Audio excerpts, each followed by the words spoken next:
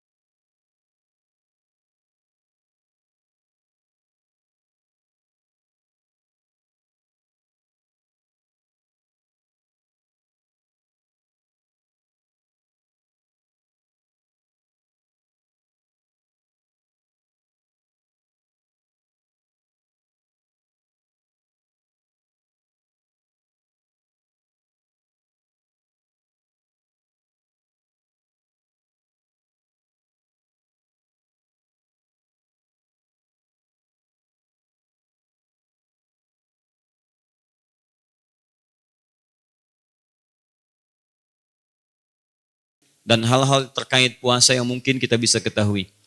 Untuk itu, pembahasan kali ini kita akan khususkan pada 2 atau 3 bagian utama. Pertama, pembuka tentang paparan kitab As-Siyam, bab tentang puasa, yang insya Allah nanti saya sampaikan di ujung pertemuan kita, turunan detail dari pembahasan kitab ini, nanti akan saya uraikan dalam sesi khusus di setiap hari-hari Ramadan dengan pembahasan yang singkat namun padat dan mengiringi titian aktivitas harian Ramadan kita. Itu satu. Yang kedua, nanti insya Allah kita akan ingatkan kembali ba'da Isya tentang tips-tips untuk memudahkan menghafal Quran. Karena kita nanti akan punya syiar selama Ramadan mempraktekkan kajian kita selama hari-hari kebelakang. Bagaimana teori itu dipraktekkan dalam bulan Ramadan untuk menghafal Quran selama 30 hari insya Allah di bulan Ramadan. Dan kita berdoa semoga tahun ini kita dimudahkan oleh Allah menghafal Quran. Dan semoga kita menjadi alumni Ramadan dengan predikat baru, alumni penghafal Quran insya Allah. Dan yang ketiga, kita nanti juga akan tampilkan beberapa saudara-saudara kita yang luar biasa malam hari ini hadir bersama kita. Mereka diberikan keterbatasan oleh Allah Subhanahu wa taala dalam pandangan kita, sekalipun boleh jadi mereka punya keutamaan di sisi Allah Subhanahu wa taala dengan semangat menghafal Quran dan semangat untuk belajar keislaman yang mungkin melebihi orang-orang yang menganggap dirinya sempurna dalam kehidupan. Baik, kita mulai bahasan kita pada bagian pertama. Kita akan bahas secara singkat namun padat pembahasan tentang kitab As-Siyam, hal-hal terkait dengan pembahasan puasa.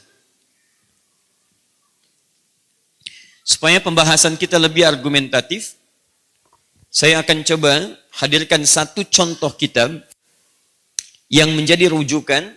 Ini sederhana, banyak jilidnya, hanya 1 jilid saja.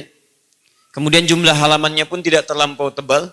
Jadi kita bisa keluarkan setiap tematikal pembahasannya agar teks terkait yang dituliskan di buku ini bisa kita baca dalam pembahasan-pembahasan yang kita butuhkan. Ini cukup lengkap, bisa dikeluarkan dan dibahas. Namanya Kitab As-Siyam, karangan Syekh Mustafa Abdul Aziz At-Tarablusi. Saya hadir masuk ke toko kitab, ini cukup rumit didapatkannya, ya, tapi alhamdulillah bisa didapati dan tersisa tinggal 1 kitab saja di toko itu. Ini insya Allah kalau nanti diperkenankan bisa dikopi, Anda boleh kopi, dan ini masih asli, sama dengan aslinya, ya, masih berbahasa Arab. Ya. Untuk itu kita bahas, ya. Untuk itu kita bahas. Saya selalu katakan kalau ada sesuatu yang belum kita dapati atau belum kita kuasai, jangan menyerah dulu. Karena kita itu manusia yang luar biasa. Saya sering katakan pada Anda bahwa manusia itu saat diciptakan oleh Allah, Diberikan perangkat pengetahuan yang sangat luar biasa. Bahkan memorinya paling minimal itu 100 juta gigabyte. Nabi Adam saat diciptakan oleh Allah, dan ditampilkan penciptaannya dan kemampuan pengetahuannya di hadapan langsung malaikat dan jin, itu yang pertama kali dicek memorinya. Quran surah kedua Al-Baqarah ayat 31, paling kiri sebelah atas. Wa 'allama Adam al-asma'a kullaha. Kami ajarkan kepada Adam semua nama jenis benda. Semua jenis benda yang ada di semesta. Kemudian diminta oleh Allah di ayat 33 untuk disampaikan. Ayo sebutkan ini, sebutkan itu. Anda bayangkan, saya mau tanya pada Anda, berapa jumlah benda di semua alam semesta? Taib.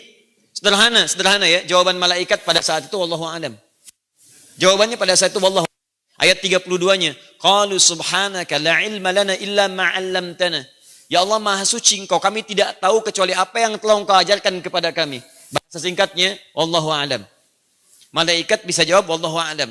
Malaikat tidak pernah salah, tidak bermaksiat. Quran surah 66 ayat ke-6, la ya'sunallaha ma amarahum wa yaf'aluna ma yu'marun. Mengerjakan sesuai perintah, tidak pernah maksiat. Ditanya tidak tahu, wallahu a'lam. Anda bukan malaikat. Potensi maksiatnya cukup banyak, taatnya bisa menurun. Ditanya luar biasa. Nah, karena itu kita kembalikan ke sini ketika disebutkan qala ya Adamu ambihum. Adam sebutkan, tampilkan pada mereka, sampaikan bisa disebutkan. Karena itu para pakar menyebutkan, menganalisis di antara ayat ini, kesimpulannya manusia itu punya potensi yang sangat luar biasa.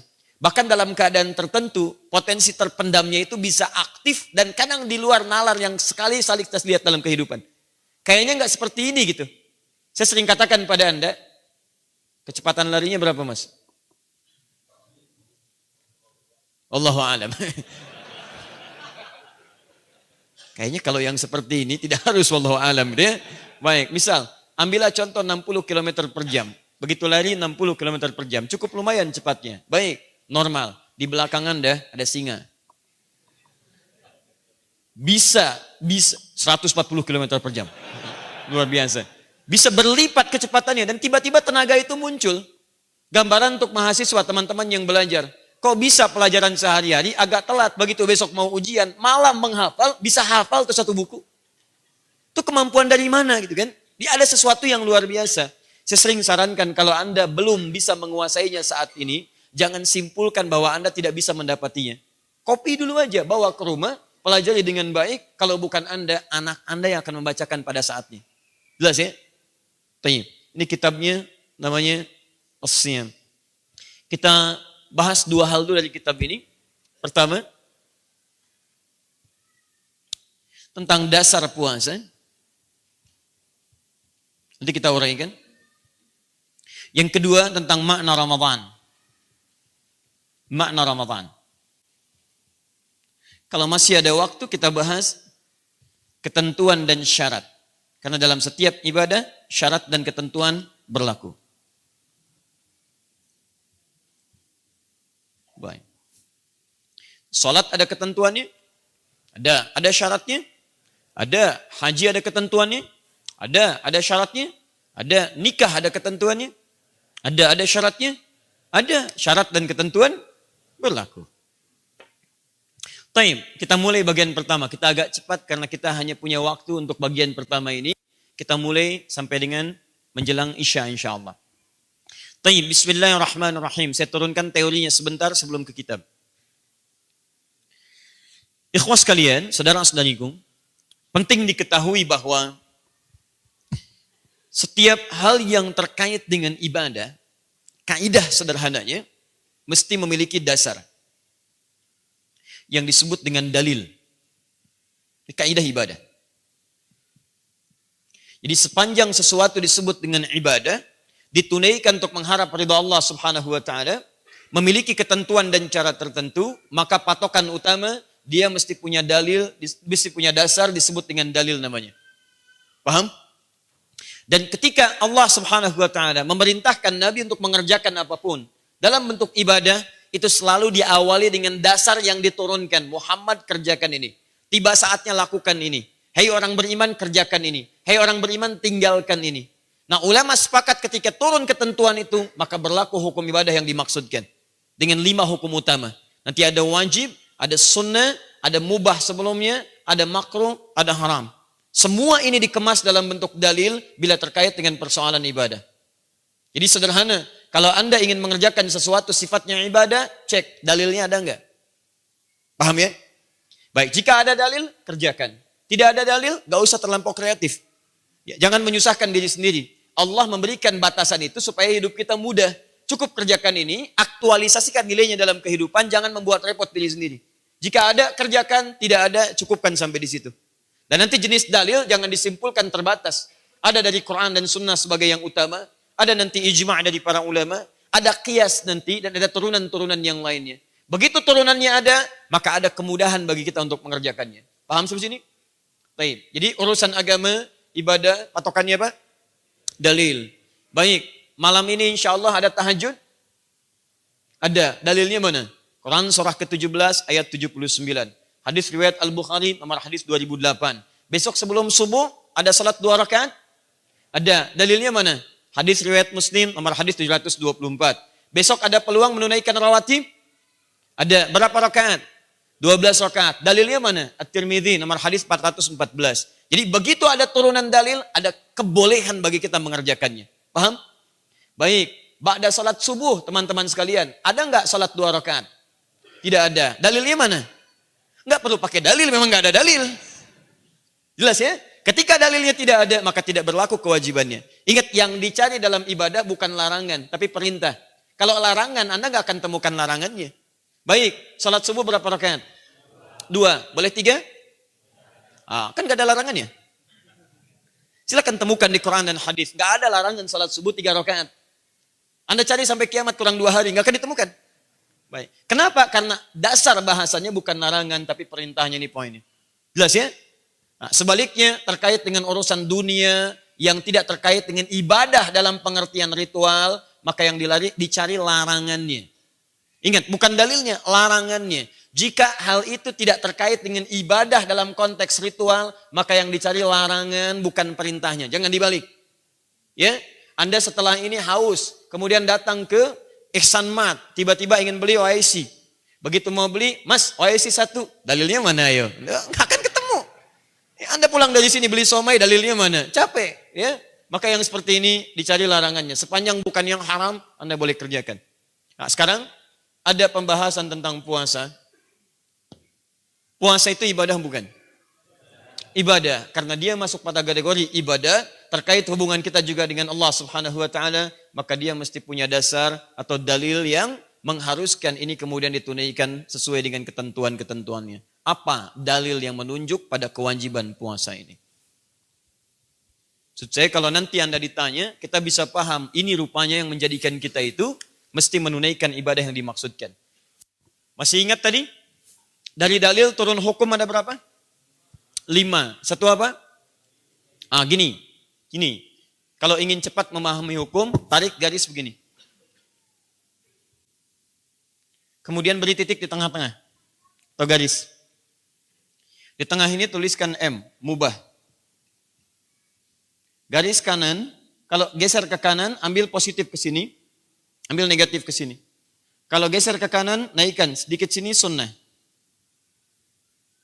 Sampai sini lagi wajib. Geser ke kiri jadi negatif ke sini, mubah, turun sini makruh.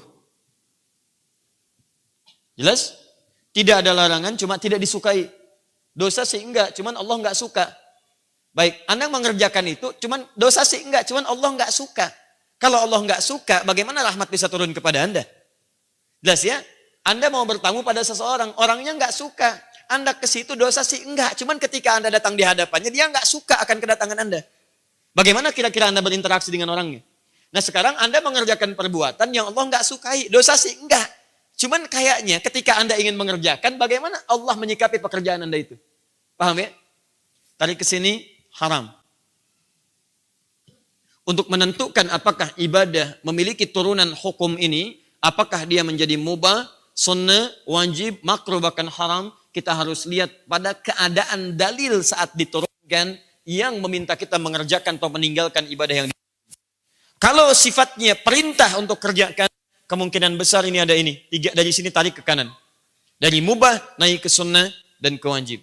Kalau sifatnya larangan teman-teman sekalian, maka kemungkinan tarik ke sini. Bisa makruh, bisa haram. Jelas? Ini perintah, ini larangan. Paham sampai sini? Baik, sekarang kita praktekkan ini ke dalam konteks puasa. Kita lihat apakah itu sifatnya perintah atau larangan. Setelah itu kita lihat apakah sifatnya kalau perintah sunnah atau wajib. Dengan itu kita mengerti pembahasan tentang dasar kewajiban kita dan konsekuensinya apa. Kalau sunnah konsekuensinya apa, kalau wajib konsekuensinya apa dalam kehidupan kita. Paham? Alhamdulillah. Satu. Walaupun kita sudah sama-sama memahami, tidak ada salahnya kalau kita coba sedikit bacakan apa yang dituliskan di kitab ini. Bismillahirrahmanirrahim. Shaumu Ramadan, puasa Ramadan, wajibun binassil kitabi was sunnah wal ijma'. Sudah diberikan kesimpulan pertama, tapi tahan sebentar. Puasa Ramadan itu dalilnya ada di Alkitab, Al-Quran. Kemudian as-sunnah, sunnah Nabi SAW. Dan ketiga, ijma'. Kesepakatan para ulama dalam satu hukum tertentu yang tidak bisa dibantah lewat aspek-aspek yang lainnya. Kita lihat pertama, dalilnya dari Al-Quran, surah kedua Al-Baqarah, ayat 183. Quran, surah kedua, ayat 183. Perhatikan redaksinya. Saya ajarkan Anda sedikit untuk membaca bahasa-bahasa Al-Quran. Lihat baik-baik. Ya ayyuhalladzina amanu. Hei orang-orang yang telah menyatakan dirinya beriman kepada Allah Subhanahu wa taala. Fokus ya. Lihat baik-baik. Kutiba alaikumussyam. Redaksinya menggunakan bentuk pasif. Kutiba alaikumussyam. Kutiba ala. Kutiba ala. Fokus.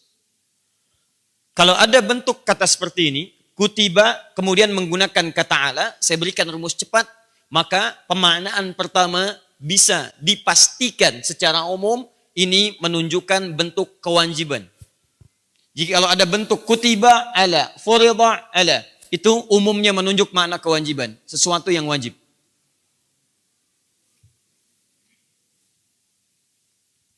Sudah? Baik. Jika saya ulang, ada ayat Al-Quran atau hadis Nabi SAW ketika disampaikan menggunakan kata farada, menggunakan kata kataba atau kutiba, itu secara umum, maka kaidahnya umumnya menunjukkan makna wajib. Jelas? Saya ulang, umumnya menunjukkan makna apa? Wajib. Jadi ketika Allah menyampaikan, ya ayyuhalladzina amanu kutiba ala. Begitu menggunakan kata kutiba ala, ada kata kutiba ala. Setiap kata yang diawali dengan kata kutiba, bila dia berbentuk perintah, maka menunjukkan makna kewajiban, sesuatu yang wajib. Tahan. Paham sampai sini? Baik. Jadi kalau kalimatnya menggunakan kata kutiba ala, hukumnya apa? Wajib. Karena petunjuknya menunjukkan makna wajib, maka tarik hukumnya dengan turunnya ayat ini, hukumnya puasa memiliki hukum wajib berdasarkan turunnya ayat ini menggunakan redaksi kutiba ala. Paham sampai sini? Baik. Satu. Ya ayyuhalladzina amanu kutiba alaikumussyam. Hei orang-orang yang beriman, langsung terjemahannya disebutkan diwajibkan atas kalian menunaikan puasa. Dari mana datangnya kalimat diwajibkan atas kalian? Karena setiap bentuk kata kutiba maknanya wajib. Karena itu langsung dipahami, karena maknanya wajib, maka hukumnya pun langsung disimpulkan. Hukum puasa saat ayat ini turun bukan menunjuk pada puasa sunnah, bukan puasa Senin, bukan puasa Kamis, bukan puasa Daud, bukan puasa Ayyamul Bid, tapi puasa khusus yang memiliki hukum wajib. Paham? Puasa Senin hukumnya apa? Puasa Kamis hukumnya apa? Sunnah. Puasa Daud hukumnya apa? Silakan cek hadis-hadisnya. Kalau Anda kemudian mendapati hadisnya, Anda tidak akan temukan kalimat kutiba melekat di sana dengan menunjuk penegasan makna kewajiban. Jadi saya ingin sampaikan pada Anda, ketika ayat ini turun menggunakan kata kutiba, yang dimaksud bukan puasa-puasa yang sunnah, tapi yang dimaksud puasa berhukum wajib. Paham? Baik, konsekuensinya wajib. Bila dikerjakan, dapat apa? Pahala. Ini kaidah fikihnya. Bila dikerjakan, dia mendapat pahala. Bila sengaja ditinggalkan, mendapat apa? Dosa. Ringan sekali, dosa. Masya Allah. Tahan sampai sini. Dikerjakan dapat apa? Pahala. Ditinggalkan dapat apa? Dosa. Baik, saya ambil contoh yang lain. Setiap ada turunan kata kutiba, kataba, kitab, ini menunjukkan sesuatu yang apa? Wajib. Buka Quran surah keempat ayat 103. Paling kanan pertengahan. فَإِذَا قَضَيْتُمُ الصَّلَاةَ فَاذْكُرُوا اللَّهَ قِيَامًا وَقُعُودًا وَعَلَى جُنُوبِكُمْ فَإِذَا اطْمَأْنَنْتُمْ فَأَقِيمُوا الصَّلَاةَ إِنَّ الصَّلَاةَ كَانَتْ عَلَى الْمُؤْمِنِينَ كِتَابًا مَوْقُوتًا. Kewajiban yang telah ditetapkan waktunya. Begitu ayat ini menggunakan kata kitab, turunan dari kata kutiba, kataba, ini menunjukkan yang dimaksud solat wajib. Jelas? Solat ketika turun kalimatnya menggunakan turunan kata kataba, kutiba, kitab, hukumnya wajib. Jadi kalau solat wajib, berapa waktunya? 5 waktu, subuh, zuhur, asar, maghrib, isya. Jadi konsekuensinya sama dengan yang ini. Dikerjakan dapat pahala, ada yang meninggalkan dapat apa? Dosa. Kalau pahala, tempat muaranya apa namanya? Surga. Baik. Kalau dosa, muaranya apa namanya?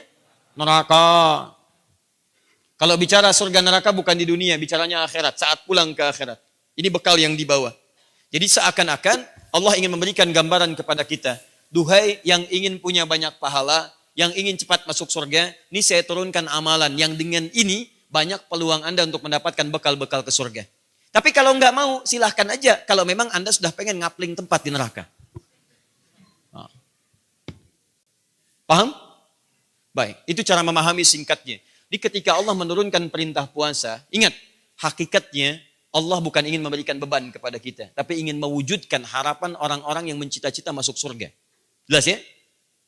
Coret. Bagian pertama kita dapatkan. Sekarang, siapa yang dapat kesempatan untuk menunaikan puasa ini yang berhukum wajib? Ya ayyuhalladzina amanu, duhai para pemilik iman. Pemilik imannya menggunakan kata alladzina, alladzina disebutkan sebanyak 1080 kali dalam Al-Quran. Secara singkat, jika kalimatnya menggunakan kata alladzina, huruf sambung menunjuk pada subjek bahkan objek, ini dalam bahasa Arab secara singkat menunjuk makna luas tanpa batas. Kalau dalam konteks ibadah, sepanjang dia sudah memasuki masa baligh. Mau laki-laki, mau perempuan, mau besar, mau kecil, mau tua, mau muda, sepanjang dia sudah beriman kepada Allah, sepanjang sudah masuk masa balighnya, maka masuk dia kemudian dalam kategori diwajibkan dalam menunaikan puasa. Jelas sampai sini? Baik. Lihat cara memahaminya. Apa hukum puasa? Wajib. Kalau wajib hukumnya apa? Harus dikerjakan. Dapat apa? Pahala. Untuk mendapat pahala muaranya apa? Surga. Saya buat persamaannya. Begini cara memaknainya. Ibadah, hukum wajib, dapat pahala, sama dengan surga. Balik, orang yang ingin ke surga, dia mesti cari bekal namanya pahala. Pahala ini hanya didapatkan lewat ibadah. Ketika Allah mewajibkan ibadah, sesungguhnya bukan ingin membuat kita susah, tapi supaya kita mendapatkan bekal untuk ke surga. Jadi kalau ada orang mengatakan, ya Allah saya ingin ke surga, kata Allah, baik saya berikan kemudian kamu bekalnya. Ambil bekal ini kamu bisa ke surga. Paham? Apa bekalnya? Pahala. Lewat mana? Ibadah. Jadi kalau Anda diminta oleh Allah dengan satu kewajiban, jangan mengeluh. Karena sesungguhnya kewajiban diturunkan bukan ingin membuat kita lelah dalam menunaikannya, tapi ingin mempercepat cita-cita yang kita harapkan. Paham sampai sini? Karena itu saya berikan Anda rahasia luar biasa. Saat ayat ini turun, tidak ada satu sahabat pun kemudian yang merasakan sedih, yang merasa pesimis, tapi pada umumnya seluruhnya ketika muncul ayat kewajiban mereka gembira. Karena tiket surga mereka dibagikan oleh Allah Subhanahu wa ta'ala lewat ibadah itu. Jadi kalau Anda sedang malas-malas, maaf ya, sholat dipanggil agak malas, dekat puasa agak perasaan belum siap. Pahami lewat pemahaman seperti ini. Ini Allah turunkan pada saya supaya saya meraih surga saya, bukan ingin mempersulit keadaan hidup saya. Jelas? Coret. Ya ayyuhalladzina amanu, wahai orang-orang yang telah menyatakan beriman kepada Allah. Mau laki-laki, perempuan, tua, muda, sepanjang dia baligh, kutiba alaikumus syiyam, diwajibkan atas kalian menunaikan puasa. Baik, kalimat kutiba alaikumussyam secara spesifik menunjukkan bahasan pertama kita, dasar kewajiban ibadah puasa. Quran surah kedua ayat 183. Dasar pertama. Kama kutiba 'alal ladzina min qablikum la'allakum tattaqun. Dua, sunnah.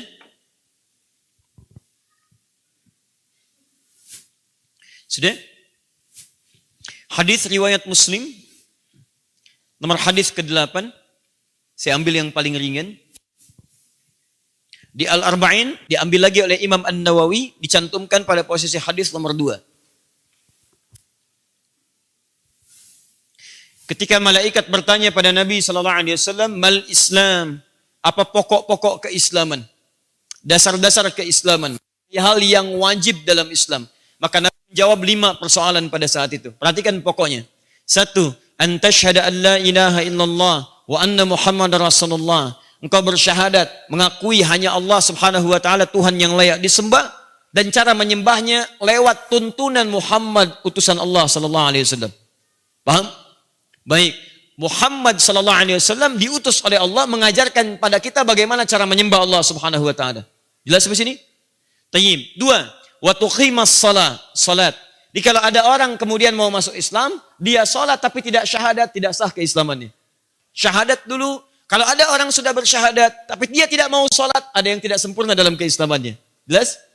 3, wa tu'tiyaz zakah. Anda mengeluarkan zakat.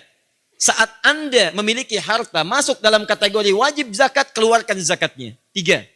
4, wa tasuma Ramadan. Dan Anda tunaikan puasa Ramadan. 5, wa tahujjal baita in istata'ta ilaihi sabila. Yang kelima, menunaikan ibadah haji jika engkau telah menyiapkan kemampuan dalam mewujudkannya. Dalam hadis ini Nabi menempatkan puasa pada urutan yang keempat.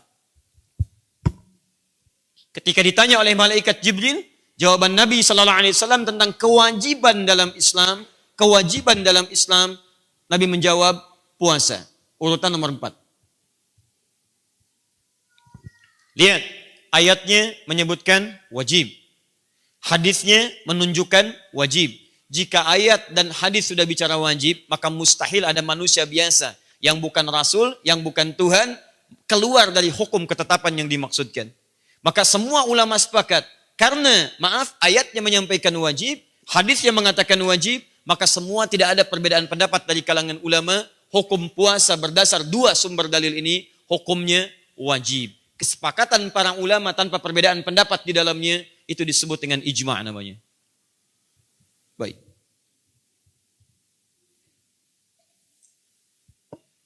Tahan. Kita belajar pengetahuan sejenak ya, supaya lebih mengetahui argumentasi dengan baik. Jika satu kewajiban, satu perintah jelas dari Qur'annya, jelas dari hadisnya, dan ada ijma' di dalamnya, perhatikan baik-baik, maka kaidahnya ibadah yang diturunkan ini tidak main-main dan ada sesuatu yang sangat istimewa di dalamnya. Saya ulang, jika ayatnya sudah jelas, hadisnya jelas menunjukkan hukum, dan ulama tidak ada perbedaan pendapat di dalam menetapkan hukumnya sesuai dengan 2 dasar tadi, maka ini menunjukkan ibadahnya sangat penting dan ada sesuatu yang sangat istimewa di dalamnya. Paham sini? Nah, sekarang pertanyaannya, apa keistimewaan ibadah ini sampai-sampai ayatnya tidak ada yang samar mengatakan wajib, hadis yang mengatakan wajib, dan tidak ada satupun ulama yang berbeda pendapat untuk menetapkan kewajibannya. Inilah pembahasan terpenting yang kita bahas pada malam hari ini. Apa rahasia di balik ibadah puasa ini yang sampai Allah cuma turunkan 1 kali dalam setahun untuk bisa menunaikannya. Ini pembahasan intinya. Bismillah. Saya lupa tanya, boleh saya hapus? Alhamdulillah. Luar biasa. Pembahasan spesial kembali ke fitrah. Datang, nerangkan, tulis sendiri, hapus sendiri, luar biasa. Masya Allah. Ayo saya simpulkan supaya paham apa yang saya uraikan. Kita akan bahas tentang puasa, pertama dasarnya sudah kita bahas. Kesimpulan hukumnya apa? Wajib. Baik, kalau wajib dikerjakan dapat apa? Pahala. Kalau banyak pahala masuk ke mana? Surga. Maka cara membaca kesimpulannya, kalau diwajibkan akan sesuatu, jangan marah. Karena itu mempercepat kita untuk ke surga. Jelas? Baik. Kaidah kedua, apakah di Quran disebutkan puasa wajib? Ya, dalilnya apa? Quran surah kedua ayat 183. Apakah di hadis disebutkan wajib? Ya, dalilnya apa? Di antaranya hadis Muslim hadis yang ke-8. Apakah ada ijma ulama menetapkan kewajibannya? Ya, kaidah selanjutnya, jika di Quran dikatakan wajib jelas, hadis jelas dan ulama ijma, ini menunjukkan ada yang istimewa dalam ibadah itu. Saking istimewanya, semua jelas, tidak ada perbedaan di dalamnya. Apa keistimewaan Ramadan? Ini pembahasan yang kedua. Baik. Masih ingat tadi puasanya hukumnya apa? Wajib. Kalau Senin puasa hukumnya apa? Baik. Selasa hukumnya apa? Baik. Rabu hukumnya apa? Kamis hukumnya apa? Puasa Daud hukumnya apa? Ayyamul Bid hukumnya apa? Karena ini puasanya wajib, maka yang dimaksud bukan nama-nama puasa tadi. Pertanyaannya, puasa apa yang diwajibkan saat ayat ini diturunkan? Puasa apa namanya? Apa dalilnya? Baik. Quran surah kedua ayat 185.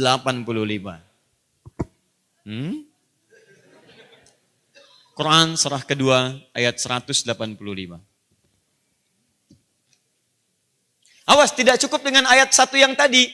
Ayat 183 mengatakan, Ya ayyuhalladzina amanu kutiba alaikumusiyam. Hei orang-orang beriman, sekarang wajib puasa. Kalau nggak dikasih tahu kapan waktunya, bagaimana menunaikannya?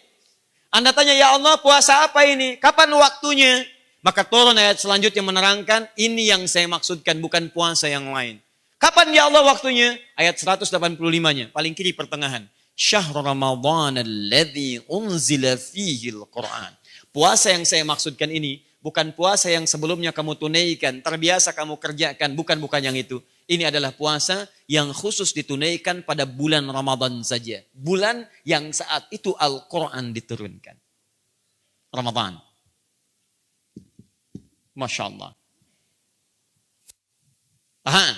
Jadi puasa yang dimaksudkan puasa apa? Ramadan hukumnya apa? Ada pahalanya? Kalau ada peluang ke surga? Siapa yang ingin masuk surga boleh angkat tangan? Masya Allah, semua angkat tangan. Baik. Saya ulangi, siapa yang masuk surga angkat tangan? Baik, semua angkat tangan. Tahan sebentar. Ramadan, di dalamnya ada pahala mengantarkan Anda ke surga. Jadi kalau orang dikasih surga, dia angkat tangan. Ada orang dikasih Ramadan, dia enggak angkat tangan. Orang aneh. Orang aneh, karena Ramadan dibuat untuk mengantarkan Anda ke surga. Makanya ketika ayat ini diturunkan, semua bahagia. Kenapa? Karena ada bekal ke surga diberikan oleh Allah pada saat itu. Jelas ya? Makanya cara baca Anda begitu Ramadan mau datang, ya Allah surga mau datang nih. Tiket mau dibagikan. Jadi mustahil ada orang beriman, itu ketika menghadapi Ramadan, dia nggak suka, itu mustahil. Mustahil. Hanya kecebong yang tidak suka. Tahu artinya kecebong? Apa? Bukan, keputusan cepat tapi bohong-bohongan. Baik. Sekarang pertanyaan terbesarnya, apa rahasia pertama dari penamaan Ramadan? Kenapa diberi nama Ramadan? Bukan Rajab, bukan Sya'ban, bukan yang lain. Kita lihat nanti setelah menunaikan salat Isya berjamaah. Assalamualaikum warahmatullahi wabarakatuh.